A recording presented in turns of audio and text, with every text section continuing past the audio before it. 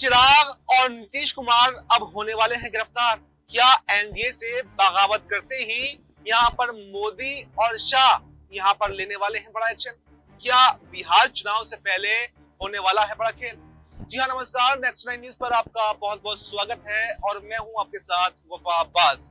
इस वक्त की सबसे बड़ी खबर आ रही है बिहार से और खबर यह है कि जैसे जैसे चुनाव नजदीक आता जा रहा है तो सियासी हलचल बढ़ती जा रही है और जो लैंड फॉर जॉब का मामला है, यानी जिसमें लालू जो यादव हैं उनका पूरा परिवार उसमें फंसा हुआ है।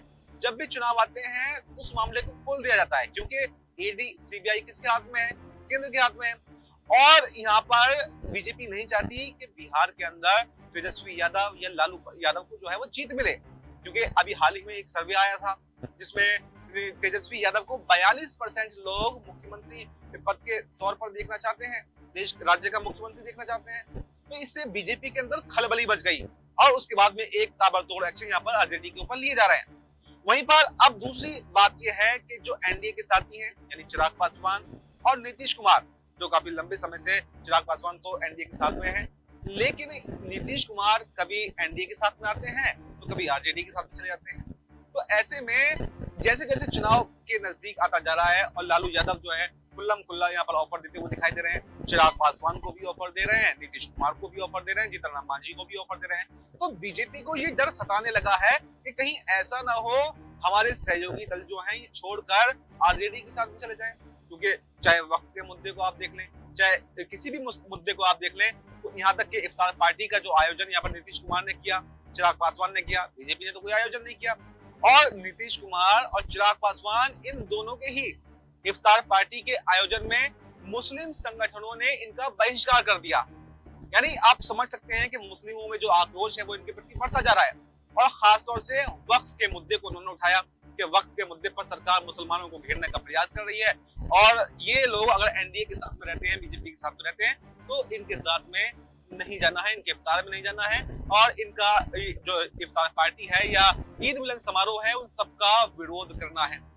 तो ऐसे में ये देखा जा रहा है कि चिराग पासवान और जीतन राम मांझी, नीतीश कुमार, ये सभी दल अब एनडीए से अलग होने की सोच रहे हैं, क्योंकि यहाँ पर जो मुस्लिम कोर वोट बैंक है वो चिराग पासवान को भी मिलता रहा है, नीतीश कुमार को भी मिलता रहा है और बात करने तमाम ही जो दल हैं उनको वोट बैंक मिलता रहा है।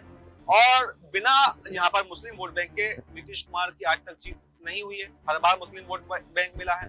और यहाँ पर खुद चिराग पासवान ने तो ये कह दिया कि मेरे पिताजी ने तो मुसलमानों के लिए अपनी पार्टी को कुर्बान कर दिया था, तो मैं भी मुसलमानों के लिए सब कुछ करने को तैयार हूँ।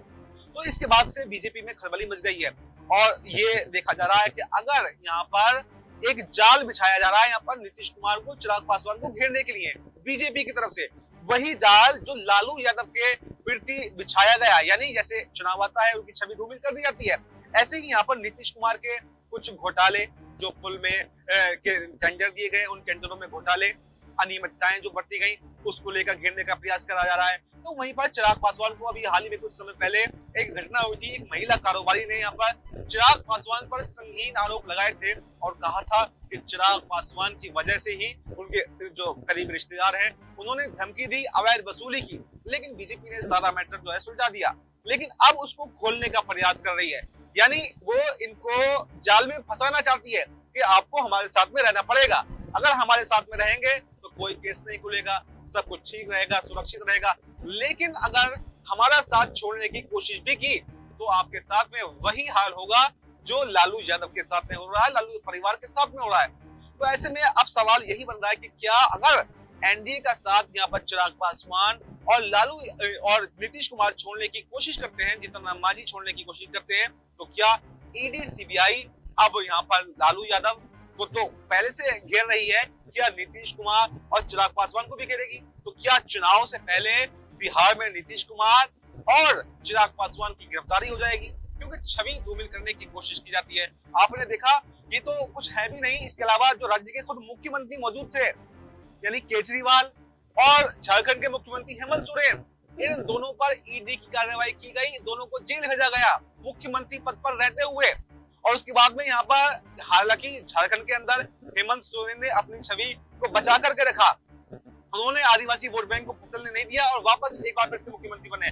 लेकिन दिल्ली के अंदर आपने देखा कि किस तरह से अरविंद केजरीवाल की छवि धूमिल की गई और अब उन्हें सत्ता से भी हाथ धोना पड़ गया, यानी दिल्ली की सत्ता से बाहर हो गए। तो अगर बिहार की बात करें तो एक तरफ लालू यादव है सत्ता की रेस में, दूसरी तरफ अगर कोई है तो नीतीश कुमार और चिराग पासवान है। अगर इन दोनों पर भी ऐसे ही एक्शन ले लिया जाए ईडी सीबीआई का, इन दोनों की छवि अगर धूमिल कर दिया जाए तो रास्ते से हटा दिया जाएगा, तो फिर बीजेपी को जीतने से कोई नहीं रोक सकता। ऐसा बीजेपी सोचने का प्रयास कर रही है। अब सवाल यही है कि क्या यहाँ पर चुनाव से पहले नीतीश कुमार और चिराग पासवान की मुश्किलें बढ़ सकती हैं अगर वो एनडीए का साथ छोड़ते हैं, और अगर एनडीए के साथ में रहते हैं तो क्या जो मांगे कर रहे हैं, जो सीट शेयरिंग का फॉर्मूला ठीक नहीं बैठ पा रहा, क्या उतनी सीटें 50 से 60 सीटें चिराग पासवान को देने के लिए बीजेपी तैयार है? क्या 40 सीटें देने के लिए जीतन मांझी को तैयार है? क्या नीतीश कुमार को 100 से ज्यादा सीटें देने के लिए तैयार है? और अगर इतनी सीटें वो बांट देगी तो फिर बीजेपी अपने खाते में कितनी सीटें रखेगी, ये भी एक सवाल बना हुआ है। तो अब देखना पूरा ये है, बिहार चुनाव से रिलेटेड अगर हम सब कुछ देखें तो यहाँ पर काफी सियासी उठापटक का दौर जारी है, और अगर यहाँ पर नीतीश कुमार चिराग पासवान अगर एनडीए का साथ छोड़ते हैं तो क्या ईडी सीबीआई के चक्कर उन्हें लगाने पड़ेंगे? क्या उनकी गिरफ्तारी भी हो सकती है? क्या यहाँ पर मोदी शाह बड़ा एक्शन ले सकते हैं? और अगर वो एक्शन लेने में कामयाब नहीं होते तो क्या चिराग पासवान और यहाँ पर जीतन राम मांझी और नीतीश कुमार अगर एक साथ यहाँ पर चले जाते हैं तो बिहार की राजनीति में तो फर्क पड़ेगा ही पड़ेगा। क्या वो ईडी सीबीआई की पावर भी बीजेपी से छीन सकती है? वो इसलिए क्योंकि अगर केंद्र सरकार गिर गई तो क्या ईडी सीबीआई का प्रयोग भी यहाँ पर बीजेपी कर पाएगी? ये सबसे बड़ा सस्पेंस, सबसे बड़ा सवाल बिहार की राजनीति में बना हुआ है। अब सबसे बड़ा सवाल ये है कि क्या चिराग पासवान और यहाँ पर नीतीश कुमार की अगर गिरफ्तारी होती है तो बिहार के हालात क्या होंगे? जो कुशवाहा वोट बैंक है, जो चिराग पासवान का पासवान समाज का वोट बैंक है, जो पिछड़ा वोट बैंक है, जो ओबीसी वोट बैंक है, क्या वो यहाँ पर और ज्यादा मजबूती के साथ में जेडीयू को और एलजेपी को मिलेगा, या फिर वो बीजेपी की तरफ शिफ्ट हो सकता है? क्योंकि बीजेपी हर तरह से अपनी सरकार बनाने का बीजेपी बिहार के अंदर प्रयास कर रही है। खुद बीजेपी के प्रदेश अध्यक्ष जो हैं दिलीप जायसवाल, वो ये कह चुके हैं कि बिहार में सही मायनों में तो अटल जी को श्रद्धांजलि तब मिलेगी जब बिहार के अंदर बीजेपी का सीएम होगा। लगातार यहाँ पर कन्हैया कुमार जो है वो भी बीजेपी पर हमला बोल रहे हैं कि बीजेपी बिहार के अंदर अपना सीएम बनाना चाहती है।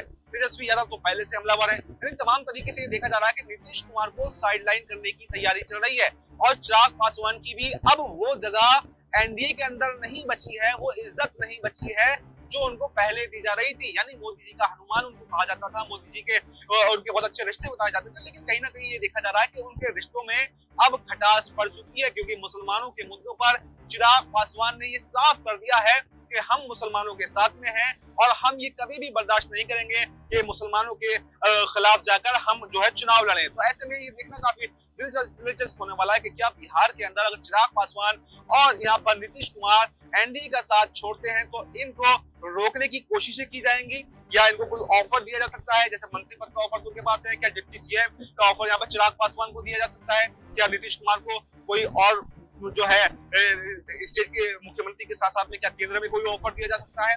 तमाम समीकरण बन रहे हैं, और अगर ऑफर नहीं दिया जाता है और अगर ये लोग एनडीए का साथ छोड़ देते हैं तो क्या इनकी गिरफ्तारी होना तय है? ये भी एक सवाल बना हुआ है। तो इस पूरे मुद्दे पर आपको क्या कुछ कहना है? कमेंट बॉक्स में अपनी राय जरूर दें, ताकि देश दुनिया से जुड़ी तमाम बड़ी जानकारी के लिए देखते रहें नेक्स्ट 9।